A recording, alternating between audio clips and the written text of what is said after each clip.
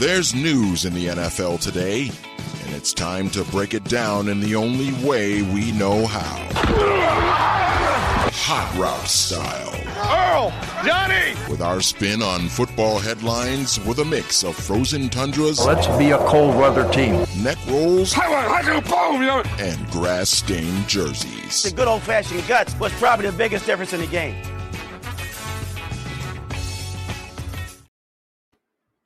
Hello, welcome to another episode of Hot Routes. Matthew Coller here along with Jonathan Harrison, and we have our championship matchups. And I think, Jonathan, the place we need to start is not to let you gloat just yet. We're going to drag that out. But just to say that what a season it has been. And when it comes down to the final weekend, it feels like kind of the real end of the season. I don't know how you feel about this. The Super Bowl is just this whole gargantuan event that also we have to wait 2 weeks for. And in between, I guess the only thing that I usually do is I usually watch NFL films where they recap like all the Super Bowls going back to the old John Facenda ones. Normally they play a bunch of those on NFL Network. So I'll just turn that on and watch that for the weekend. But there's not a lot to do, and then the whole event happens, and then it's over. But this is sort of the end of every single weekend. We've had football since September, and I've become emotionally attached to football, Jonathan. I like it. The intensity comes to an end here, and then it's like, okay, both teams, because they made the Super Bowl, get to celebrate. And, like, we made it to the final two and everything else, and then there's that one standalone game. But this kind of feels like, for all intents and purposes, the end of the road for everybody else. And then we'll know our Super Bowl contenders. And I just feel like you couldn't have picked four better football teams, four more complete stars all over the field, great matchups that look like, at least on paper, they should result in an incredible championship weekend. So I guess your thoughts on the matchups that we get here between Cincinnati and Kansas City and San Francisco and Philadelphia. I think they're outstanding matchups, and this is kind of what you would want for a championship weekend with two matchups featuring four very good teams that absolutely deserve to be there. It doesn't feel like there's a fluke team in the bunch. I mean, yes, Brock Purdy is the guy who probably shouldn't be the quarterback of a team that's in the NFC Championship game, but everything else around him deserves to be in the NFC Championship game. And the Eagles are absolutely stacked. The Kansas City Chiefs have maybe the greatest quarterback of all time at this point, with 5 AFC Championship appearances for him already in his career. And then the Bengals are they're the team that suddenly knows how to play in the playoffs with Joe Burrow, and they have all this confidence, and they have a really decent team around him, and they're fighting through injuries all over the place there. It just feels like all four of these teams, whether they had their ups and downs throughout the season, they deserve to be where they are at this point in the season, and they all deserve to be fighting for a chance to go to the Super Bowl. And as for your point about this feeling like the true end of the season, it does, because as the NFL wants it to be, the Super Bowl is a party, and it just feels like that's the party to like celebrate the season that was. This is the end of the season bookmark that sends that you'll always remember how this season ends or was because of this weekend in general. Yeah, I think that's right. I mean, like the divisional round, and we're going to talk about it, as entertaining as it is, it kind of fades away in your memory unless the game is unbelievable. But the championship games definitely live forever. I mean, I think that off the top of almost any football fan's head, you could snap your fingers and say, what about this year or that year? And they would mostly remember championship weekend because it still has this incredible intensity to it. And then, like, you talk about the heartbreak level, which we're going to talk about a little bit with the divisional round results, but so soul crushing if you go to championship weekend and come up short. Like, think about Andy Reid and how many times that happened in Philadelphia. And now he's back again with Kansas City for the 5th straight time, which is just absolutely insane. And I'm sure not connected to the quarterback at all for people who don't like the quarterback wins thing. But let's get into the questions here. As always, for anybody new watching, 5 questions is how we do this Hot Routes. And all of them take a little bit of different angle or weird or whatever. We try to do that quite a bit. But this one's going to be more straightforward, Jonathan. all season long on Hot Routes. I don't know how many episodes we've done. It must be every week, so 20 or so. Every single one you've trashed Mike McCarthy. I swear, everyone. And I was like, Jonathan, man, the Cowboys are good. Like, they overcame Cooper Rush, and they have a good offense. They have a good defense. They've got stars all over the field. Like, they're a good team. And you said, you just wait. You just wait. At some point, Mike McCarthy is going to let you down. And wow, did he ever, not only with the last play, which was a complete laughing stock and one of the funniest things that any team has ever tried, putting Ezekiel Elliott at center, but just, I don't know. Yeah, I don't know. But just in general, a 12-point performance by a team that had a great offense all year long. So I want you to gloat about that, say that you were right, but I also want you to talk about right things and wrong things. As we've gotten to championship weekend, like, we kind of know all the results except for just the very last one and who's going to the Super Bowl. So the season for almost everyone is over, and our takes throughout the year, some of them went really right, some of them went really wrong. So what are yours, your old takes exposed that were both bad and good? Well, let's start off with the gloating in that, yes, I did call Mike McCarthy bungling at the end of the season. They wouldn't get to even the NFC Championship game because he would find a way to just masterclass performance his way into one of the most hilarious disasters that you could ever see. I mean, the tight end on that final drive, twice just boneheaded plays that clearly doesn't know what's going on and where he is on the field and what he needs to do. Like, that's clearly that. Yes, you can say that a lot of that is on the player not knowing the situations and not knowing everything, but there's still a coaching aspect that goes into that. And the fact that these guys don't know, like, some of the simple basics to do, like the fact that the guy they franchise tagged and their tight end can't get 2 feet in because for some reason he thinks the back foot is down when he catches the ball. Like, dude, you still get as many feet in as you can before you just hop out of bounds on the final play. And you have to know that if you're going backwards out of bounds, the clock is going to keep running and you need every single second to matter. Like, you have to know that, and the coaches have to drill that into you week in and week out. And that final play was just absolutely hilarious because it started off with, before they lined it up, and then San Francisco called the timeout because they saw what was going to happen. And he still goes out there with the same exact play. So Kyle Shanahan and DeMeco Ryans was able to just, like, okay, here's what we're going to do off of what they're setting up. And they still go out and try it. And it just ends up with a 5-yard pass, and he just gets clocked right away. And it's just the most anticlimactic thing. I think you and I were texting about it as it was happening. The most anticlimactic ending to what should have been a good Cowboy season, but it ends like that. And that's how you're going to remember this Cowboy season, with a really good defense, a really good offense. And it just ends with one of the most hilarious plays you've ever seen in any game of football. Like, I think this might wipe out that ridiculous Colts play because of the moment when it happened.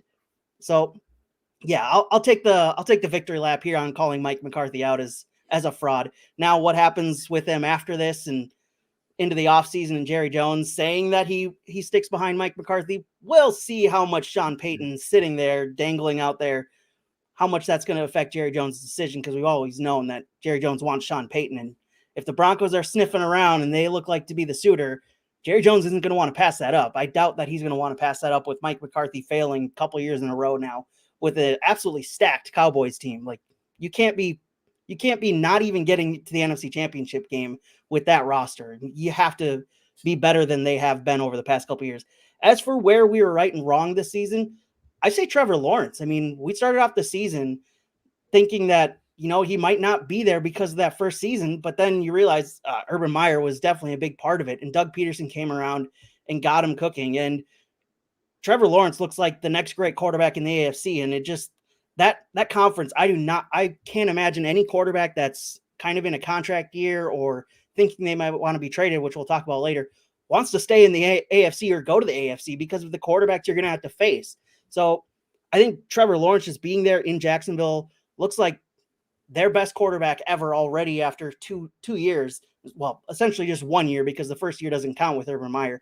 I think that one is where we can say we were right, because we came on here a couple weeks ago and 2-3 months ago at this point now, and saying that he looks like he's kind of taking the next step, and he definitely did, and keeping that game close at least a little bit in Kansas City and going in, not a tough environment to go into. And yeah, they spent money and put a roster around him, but Trevor Lawrence still had to perform and still had to overcome a terrible first year. And it looks like he did. And it looks like he took that next step. So I'll start with that one. Yeah, I think that's right. On your point about Dallas, I mean, I still will say that you were too harsh on Mike McCarthy, because at the end of the day, they have a horrible, embarrassing, hilarious play. And Dak Prescott had 2 interceptions that, you could blame the receiver or you can blame whoever, but both interceptions happened and they were very costly. And even the team's social media got pretty darn salty about it as well. What was that? That was pretty shocking that they tweeted out like, yeah, he gave away the ball and we lost. Like that did happen. Now, there's debate of whether the receiver should have done something different or whatever. There always is. But at the end of the day, they did not do enough offensively to win that game, where they did do enough defensively. And that is Mike McCarthy's side of the ball. And that's somewhere where they've been so good statistically in the last 2 regular seasons. And then when they've needed it most against San Francisco, it's come up short. I would say that San Francisco has as good of a defense as you're ever going to find. I mean, they are just, last year was this way, this year again, monsters on defense. Like that's what they have. That's how they've gotten here. That's how they got there in 2019. And these last couple of times, they are the rare exception to a defense that is good every year. And it's well coached and it's violent. And they just were able to take away CeeDee Lamb for the most part, outside of one amazing catch and things like that. Like that's what playoff games are. Like that's what happens, is one defense has one big game. I think that's why people have talked about long as like defense wins championships. Obviously it doesn't, but it does in a single playoff game where you really need it the most. That's where like you've seen year after year where that will happen. Like, Denver stepping up a couple times in a row in 2015, or many times Bill Belichick's defenses that, have stepped up in the playoffs and helped out Tom Brady to get to some of those championships. Our friend Manny Hill watching, by the way, and Manny said, speaking of the Cowboys, are they going to learn to stop paying running backs? And this is a good point, Manny, that Jonathan's deep-rooted hatred for Mike McCarthy causes a little bit of bias, I would say, in blaming McCarthy for everything. But this team traded away Amari Cooper. And I think what we've seen in the playoffs here is multiple weapons. Multiple weapons really matter for your quarterback, because teams can slow down one guy. The Giants slowed down Justin Jefferson in the playoff game, and the Vikings didn't have the best counter punches for that on offense. Even though they were okay, it was not an incredible performance because they were able to take out the one best player. And this happened to the Packers a couple of years ago. Was it against Tampa Bay, where they were able to mostly slow down Devontae Adams, and the Packers end up losing that game? And I think that with Dak Prescott having to kind of look for other options, you mentioned the tight end. They paid the tight end. He's not that good. They pay Ezekiel Elliott. And once Tony Pollard went down, it took away that second option for Dak Prescott that he loved throwing to Tony Pollard. So all of it is not on Mike McCarthy. You can gloat on that. As far as other places of being right, I think Cincinnati for me is mine to hold up like Lion King Simba and be like, yes, I told you, because they started something like 1-2 or whatever it was. They started slow, and naturally it was, they went to the Super Bowl last year. They're falling off, and Joe Burrow won't be the same and everything else. And they battled through a Jamar Chase injury where he kept rolling. And I thought Joe Burrow was better, maybe by a lot, this year than he even was last year. And he was great last year. But this year was his big step forward. Like, this is a super elite quarterback and a guy who's going to be there year after year. He transcends the whole rookie quarterback contract thing. He's shown he's kind of impervious to even when things go wrong around him. And I just felt like they played some kind of random games early in the season and that they were going to get going because they had a strong roster. So I was right about that. Where were we wrong now that we kind of look back? I'm going to have to think about that, but I want to go back to your point about the 49ers. Their defense, their violence, it is so physical. It stands out compared to the rest of the defense that you watch every Sunday. The absolute physicality that they bring, hit in and hit out, it is incredible. Just it feels very old school and how hard and how physical that team goes after players, and that's got to have a mental effect on some of these offensive players that they go against every week. It's just that physicality jumps off the TV screen every time I tune into a 49ers game. Where we were wrong, that's going to be trying to think of where we were wrong. We would never be wrong on this show. No, That's never. fine. Not on Hot Routes. We only come with the hottest of takes. So I will say this. I picked Jacksonville to beat Los Angeles if we're going back a little bit. But initially, I thought that the Chargers at the beginning of the season had everything, that they were just in line to be that next great team. Herbert, they go out, get Khalil Mack. They spend the money as teams do when they have the rookie quarterback contract. And they ended up this season just being okay. And I know they had a lot of injuries, and that's always going to be a factor. But 10-7 and a first round out for them is, I think, a pretty big disappointment from where I expected them to be this year. So I would say that, that was probably a wrong thing. But, when you look at the season overall, I think what you find is that this was one of the more telegraphed where it was headed seasons that we've seen in a long time. A lot of times you get to the middle of the year and you're like, oh man, this could go so many ways. And some team really picks it up or some team really collapses or whatever. San Francisco picked it up in the second half of the season, but they were good pretty much all along. I don't know that there's a ton of huge surprises this year, and certainly not in championship weekend aside from Brock Purdy, but the 49ers being there as strong as they were, that's not exactly a surprise. So it's not that we weren't wrong about stuff along the way, but if we were making statements midway through the season about which teams were good and which teams were potentially flawed and things like that, it wasn't that hard to see kind of where a lot of this was going. Even for a team like Buffalo, maybe this falls under the being right sort of category, but I think what we saw was just a weaker Buffalo team. It just wasn't as good as it was last year. And they kind of missed their shot when they had that 13 seconds thing happen to them. So there's certainly things that, didn't work out the way that we expected them as we went along. I think Tennessee collapsing the way that they did was surprising to us. We talked about maybe midseason, how good Mike Vrabel was and how strong that team was, but the injury to Ryan Tannehill really blew that thing up. Maybe I wouldn't have popping back up after the 1-6 start, getting back into it. I know I think we were joking a little bit about it as they were in the midst of that 1-6 start. The restore the roar thing kind of failed because there was all that hype going into the season, and then they sputtered right out of the start, and then they got it going late in the season and almost made the playoffs. I think that one was probably where we were wrong.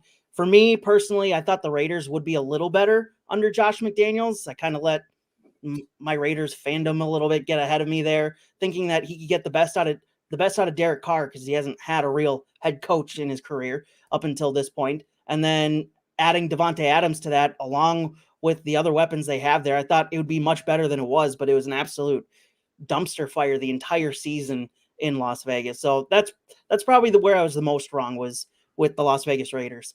Detroit's a great point, because at 1-6, I probably said something like, and this would be a fun game for the show, is did you actually say this or not? Going back to old episodes and seeing, some of the reactions we had, because it is a week-to-week league, if you've ever heard that, Jonathan.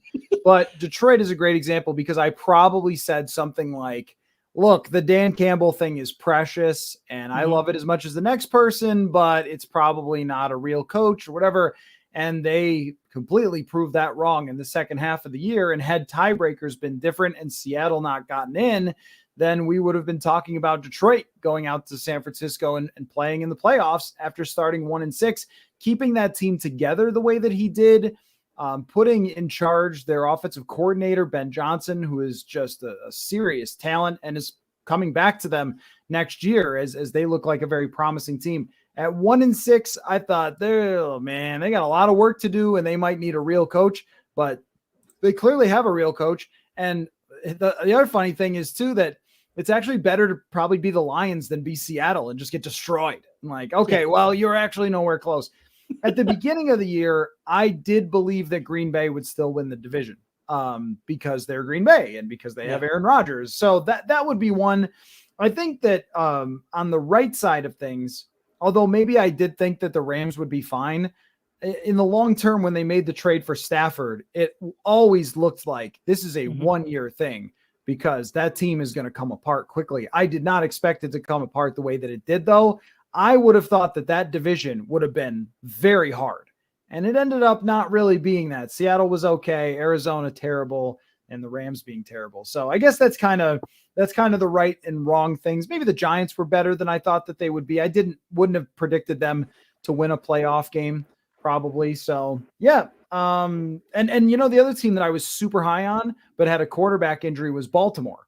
I think that would have been another one of my Super Bowl picks, but Lamar Jackson getting hurt really destroyed that. So anyway, moving on to our second question. The NFL world is back to doing the thing that it seems to love to do, which is ranking players by whatever game just happened. Saw on NFL Network that if Joe Burrow wins, he's better than Mahomes. Okay, then cool. Yeah. All right. That's a take that I guess. You ever think that just like getting on TV means just saying stupid stuff? Like, oh yeah, absolutely. Okay.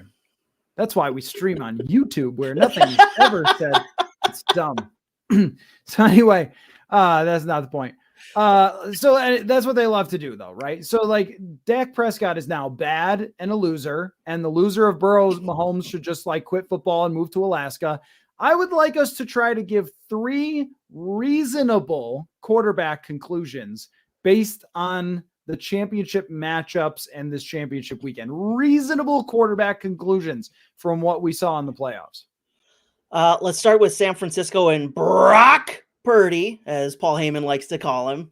Just incredible promo work by Paul Heyman in Philadelphia the other night. Just incredible. Brock Purdy, no matter what happens, reasonably should be in contention for that starting job and should have probably the first shot at it over Trey Lance. I know they drafted Trey Lance in the first round, but with what Brock Purdy has done in the 7 weeks he's been there starting quarterback, he deserves to have first shot at that San Francisco 49ers quarterback job next training camp when it comes down to training camp battle between Trey Lance and Brock Purdy. I mean, we haven't seen enough of Trey Lance to know whether he's good.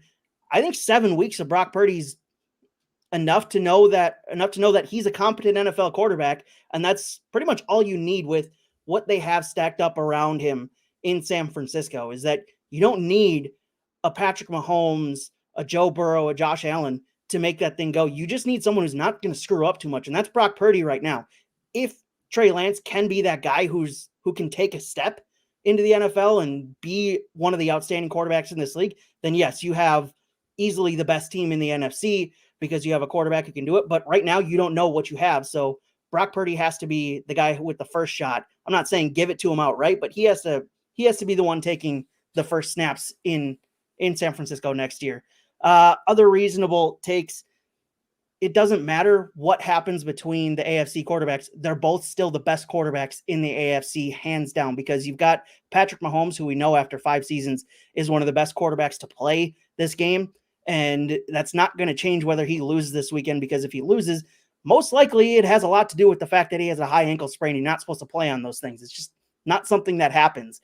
And Joe Burrow has elevated himself in these playoffs to officially breaking the thought that maybe he's not going to get there. Maybe he's kind of slowly getting there. No, he's there right alongside Patrick Mahomes because he has this factor about him in the playoffs, this coolness about him in the playoffs where it doesn't seem like the pressure gets to him at all.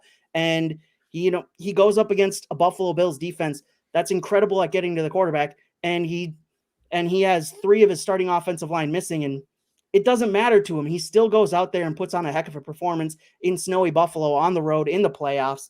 And now when they're in the AFC Championship game for the 2nd season in a row, both those quarterbacks are going to be the best 2 quarterbacks in the AFC and in the NFL next season, no matter what happens this weekend.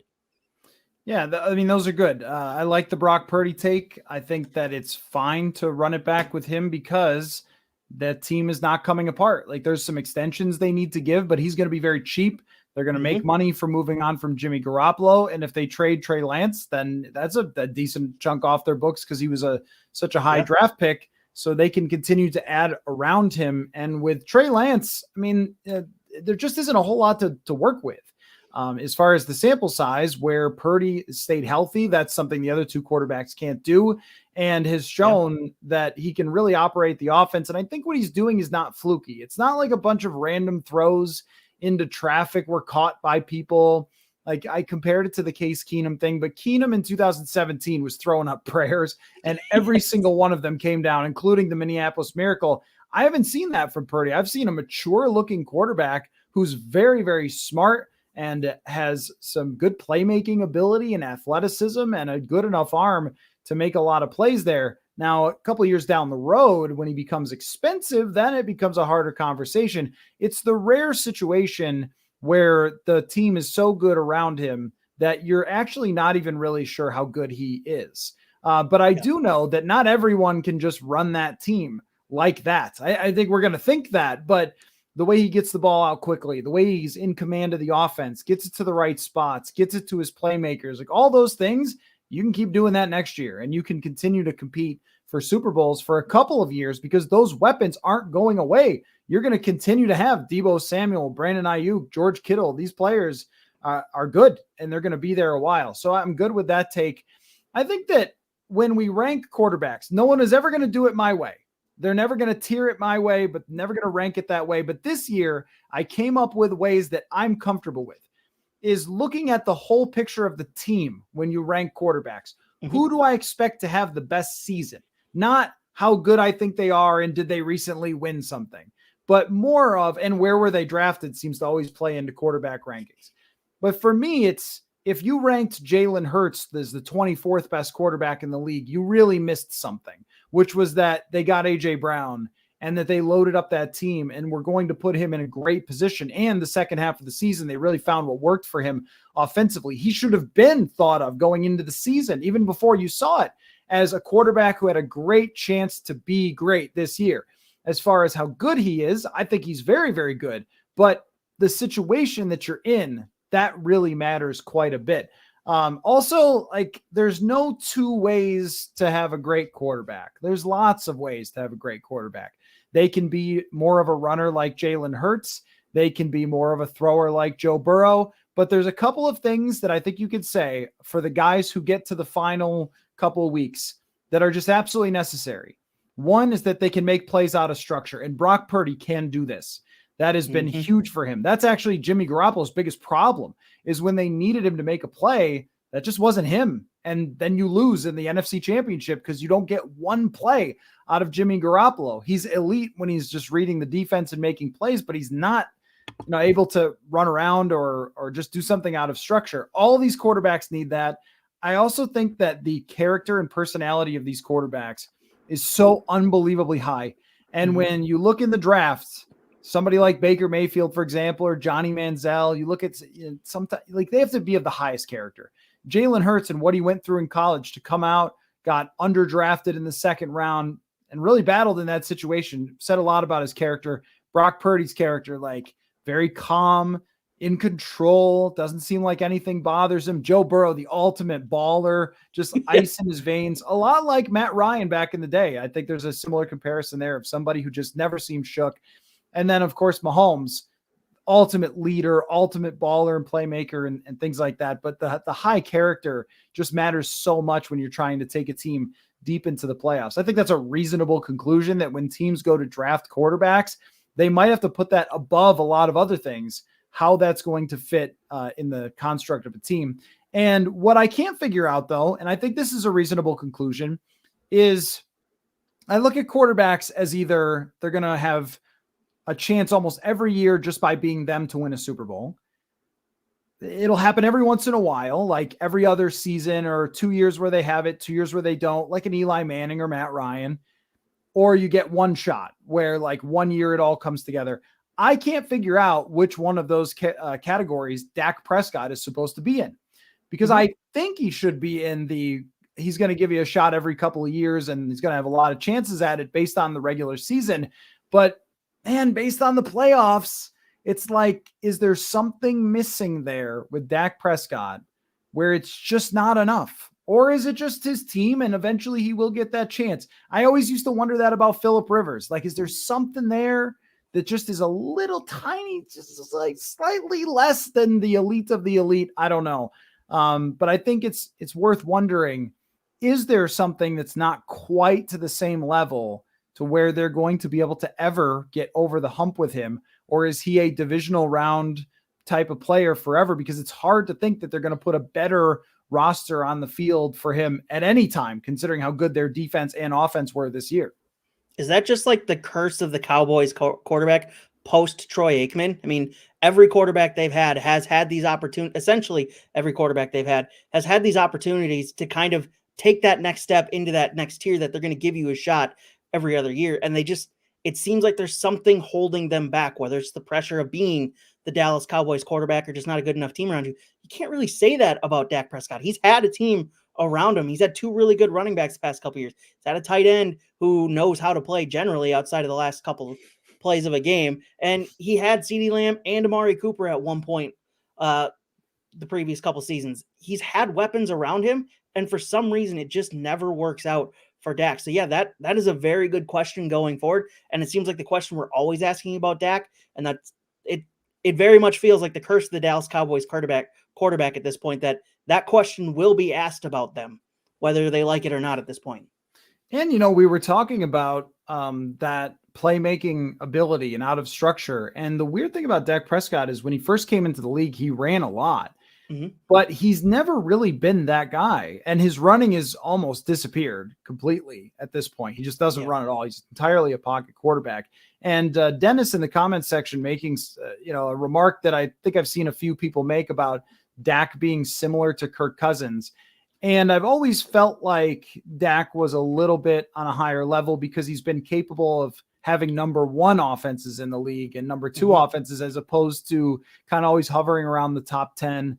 And again, it's not like they had an amazing running game. It's like everything was running through him the last couple of years.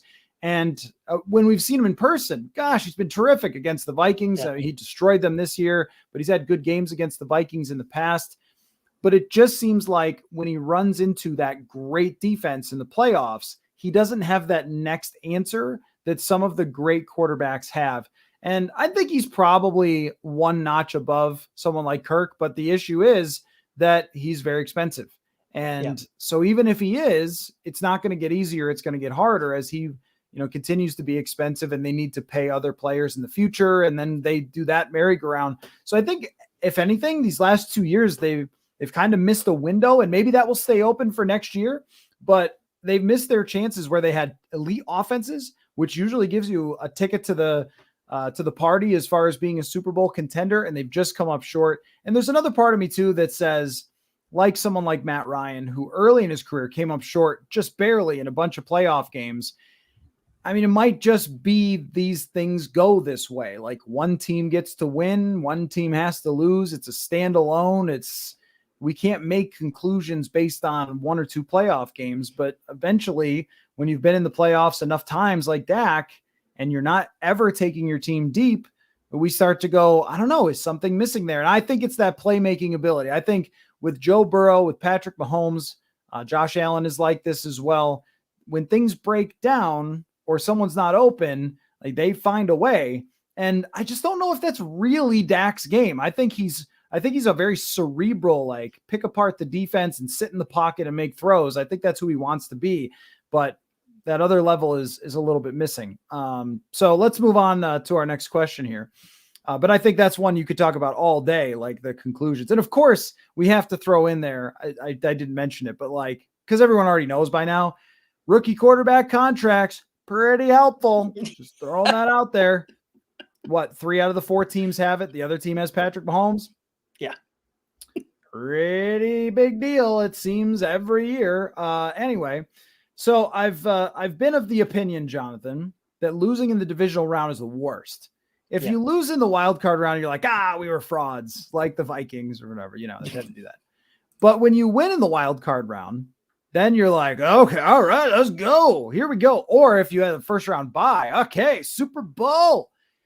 And then it's just a kick in the face when you lose in the divisional round, because you'll never be remembered. No one will ever care. No one's ever going to say that was an amazing, special, magical season. They're just going to be like, who cares? Lost in the divisional round. It wasn't that great.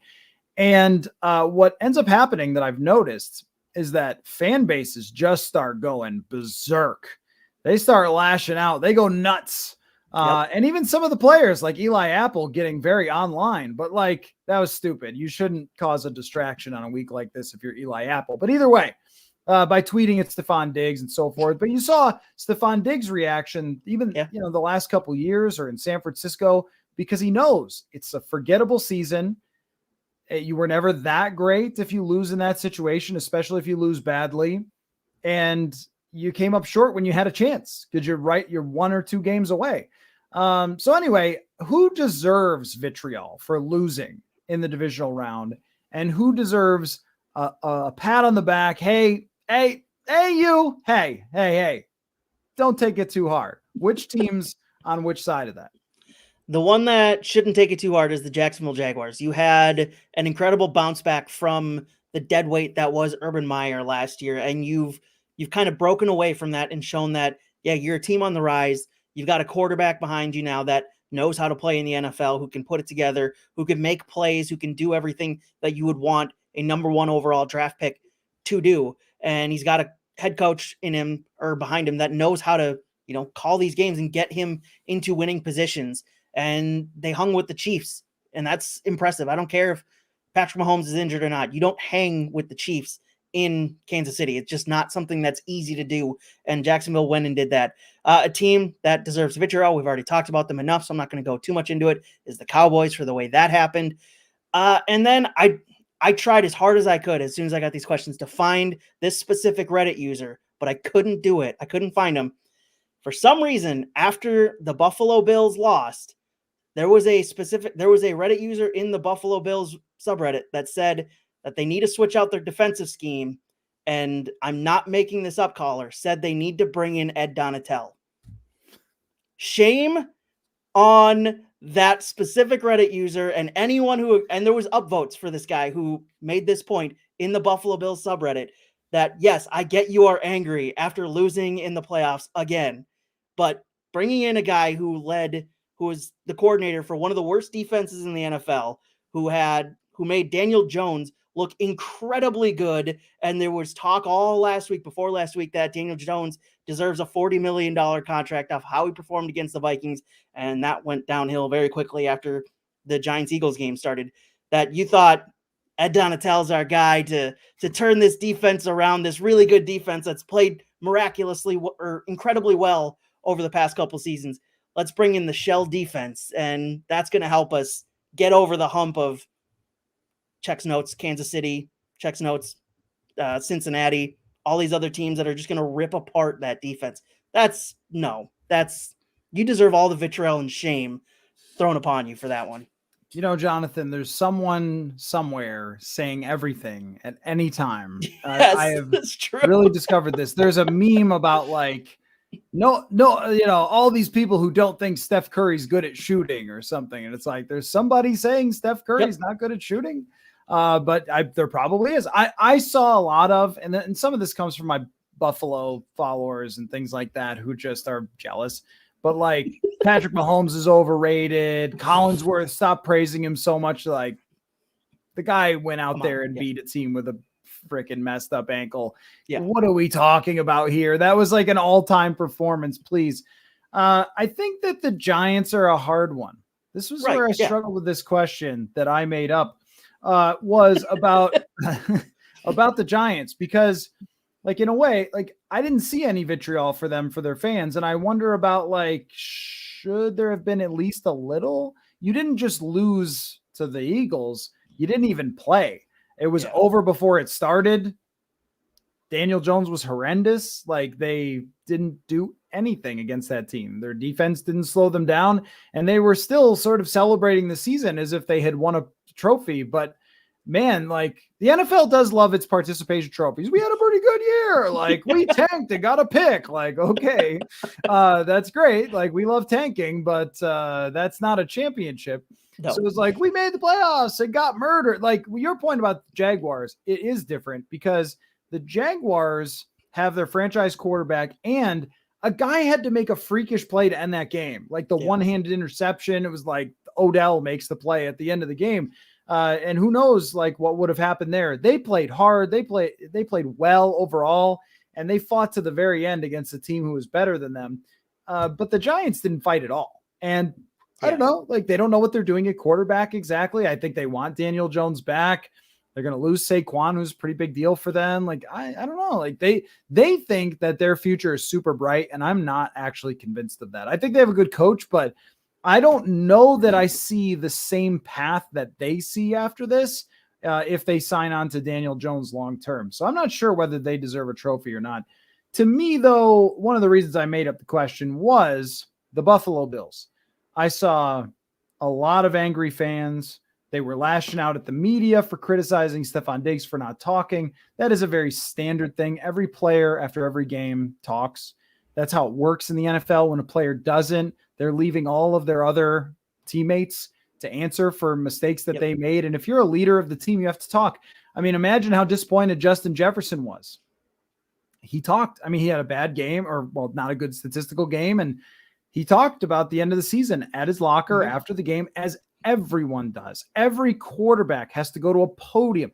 I mean, Kirk Cousins was anguished talking. Do you think that he wouldn't have rather snuck out the back, gotten in his van and driven home and not talked to us? Like, of course, but that's it's part of the job. So, but I saw just insane attacking of reporters who brought that up, that he had skipped out on the post-game stuff. Like, you know, I mean, it was so out of this world that I thought, you guys need to relax. It's heartbreaking for a team that was really good all season long and everything else.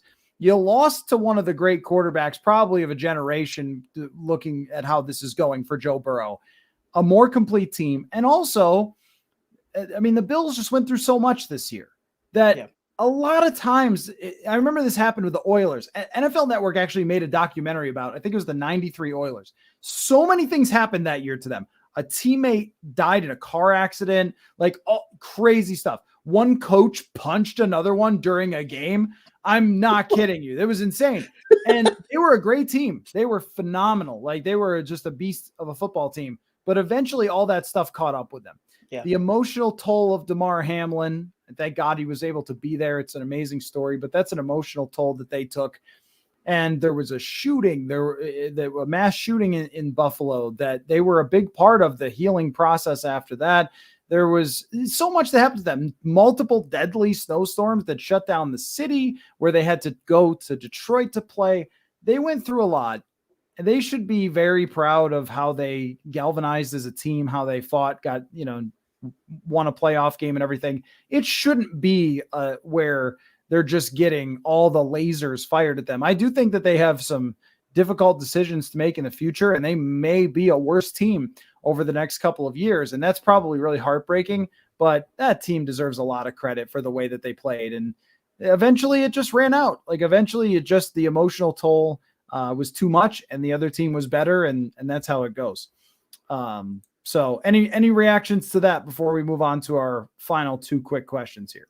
Yeah, I was kind of stumped at how to handle the Giants, because, as you said, they should feel happy that they got as far as they did, but also they just didn't show up at all. So it felt weird to try and figure out a way to react to that, because it was vitriol or not. And I want to be vitriolic towards them because they failed to show up. Yes, they got past the wild card round, but then it's like they just didn't want to go to Philadelphia, and they just stayed in New York, and it was a miserable game to watch. It's like, you're not supposed to do this in the divisional round. And they definitely are in quarterback purgatory, because you have this quarterback who may or may not be good. Many people don't think he's good, but he's had performances down the final stretch of this season to put that in your head, in the front office's head, that there might be something here. We might be able to get something out of him, but I don't know that I want to pay him quarterback money, because he hasn't shown enough over the past 4 years to earn that. And yeah, he had a couple good games, but you look at who they came against. I wouldn't buy into that, but they're going to buy into it for some reason, it seems like, and that's going to be a mistake for them, I think. Reminds me of Baker Mayfield, where it's a very tough call. It's like, is he really good enough to pay? And the answer is probably not. I saw from PFF, Brad Spielberger put up his numbers and even PFF grades and things like that. his stats about like how he compared to even Tyrod Taylor, who's his backup. It was very similar. And Buffalo went through this with Tyrod Taylor, where he was like good and could get you 8 or 9 wins, but there's just not really enough there. And I think that's how it is with Daniel Jones. But after winning a playoff game, they basically have no choice. If they just said like, oh, well, see ya, they'd be smart to do it. Yeah. But how do you say that? Because now the bar has been set, and this happens all the time. Similar to Cleveland. You set the bar by going to the playoffs, winning a playoff game. So now, like, okay, are we locked into Baker Mayfield? And in a way, they lucked out that it was the season before, and then he fell apart. But that would have happened anyway, and it would have happened when he was worth $30 million. So they're in I think, a tough spot where in New York, they're celebrating as if they just won a title. But I think you're in a difficult position unless you can load up with weapons, which they don't really have, and they will have some cap space to spend. But it gets harder to spend when you've got the expensive, mediocre quarterback. Last question, aside from obviously we have to make our picks of who's going to the Super Bowl and be wrong about those. Let's see. Aaron Rodgers said he's open to reworking his deal if he plays in 2023. Do you think he plays, and where do you think he plays? I think he plays, but I don't think it's anywhere but Green Bay, because as you put in the question in some of the notes behind it, that Green Bay aren't going to trade him outside of the NFC or to another NFC team, which I don't blame them. Why would you want to go up against a quarterback who is known for being one of the most petty guys on the planet and would absolutely exact revenge against you if he came against you in the playoffs? Why would you try and do that? But also, if you're him and we brought up this point earlier, and you're seeing that the AFC is your only option, why in the heck would you want to go to the AFC with the quarterbacks that are over there right now? It is an absolute you don't want to do that if you're not a top tier quarterback, and Aaron Rodgers isn't that guy anymore. Like, he used to be, and we all admit that he used to be, but he's just not there anymore. I don't care if you put him on the Jets. They're not getting past Patrick Mahomes or Joe Burrow. Those teams are just built to go against teams and win against teams like the Jets right now. It's just those quarterbacks can do it against anybody, any day of the week. And if I'm Aaron Rodgers, I don't want to go to the AFC. I want to stay in the NFC. And if Green Bay is your only option, find a way to rework the deal, find a way to mend some fences in Green Bay and make it work out in Green Bay, because going to the AFC is just a terrible idea right now. So I think he's back, and I think he's back with Green Bay next year. Okay, there's one team in the AFC that I could make a case for, and it's not the Jets, because their division is that hard. Although they could win it. I mean, if Buffalo fades a little, I don't really believe in Miami as long-term.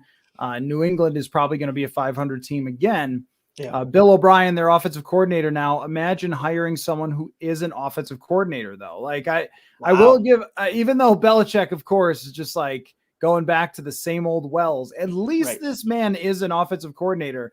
And had some success in Houston, as opposed to Matt Patricia, who was not an offensive coordinator. But Tennessee would be my team, because you can win that division, and Jacksonville will be tougher, but that's really it in that division, that there's a good chance for you if you go to Tennessee. They don't have superstar receivers, but they have like a solid Robert Woods and Treylon Burks, who got hurt a couple times this year, but showed a lot of talent. And that team is probably a 10-win football team if Ryan Tannehill stays healthy the whole year. That's kind of intriguing to me. The Jets thing is, I don't know, like, is there just too much parallel with Favre if you go to the Jets? Yeah, absolutely. Freaking weird. I just think it would be too strange if that happened. I'm not into that. But yeah, I think that you're right. Like, if you were doing odds-on favorites, it would be by far returning to Green Bay. And I think what he's trying to hint at is, I will do a little bit of Bradying and lower my cap hit if you guys get me another wide receiver. Yeah. And I mean, he was great with Christian Watson toward the second half of the season. So you got something to start with, but they've got nothing other than that. Can you get another wide receiver that isn't like Sammy Watkins? I think that he wants to play. That's how it feels. It feels like he's doing too much, like, talk me into it. Somebody come tell me you want me to play. It's like the kid sitting on the sideline, put me in, coach. Like, somebody tell me they really want me. He needs that. He's a dude who's like deeply insecure and needs validation. He needs the organization to beg. And if you're them, I don't know. Like, would you rather just see Jordan Love? Maybe I might. If I'm them, I might, but you can't tell Aaron Rodgers no, probably, if he decides he wants to come back. So I think that you're right, that Green Bay makes the most sense, then the Jets, then Tennessee after that for me. Last question. Who is going to the Super Bowl? I'm going Bengals and 49ers. I love this 49ers defense. It's ultra physical. It's incredible. I don't care that Brock Purdy's their quarterback and that they're going on the road. Everything about that 49ers team just screams that they are going to win the NFC this year. And that Bengals team is right along with them. I mean, Joe Burrow just overcomes everything. He's the ultimate playoff quarterback. And I think that high ankle sprain for Patrick Mahomes is going to be a bigger issue than he let on against the Jaguars. The Bengals are a very much different team, are a very different team than the Jaguars are. They're a better team than the Jaguars. I don't think it's going to be easy for Patrick Mahomes to get by against the Bengals. I'm thinking Bengals 49ers in the Super Bowl. Thinking the exact opposite. And not to troll you, but really, like, I think Philadelphia at Philadelphia is too dangerous. They can match defense for defense. They led the league in sacks. And I don't know if Brock Purdy has faced last week, it was a really good defense in Dallas. I don't know if it's quite as good as Philadelphia, but at Philly is so hard. You go across the country, like there's that really crazed atmosphere that is, you just can't really prepare someone for it. Not that I think that the lights are too bright, but I just think that, Jalen Hurts is a better quarterback and more experienced, and he gets the home field advantage.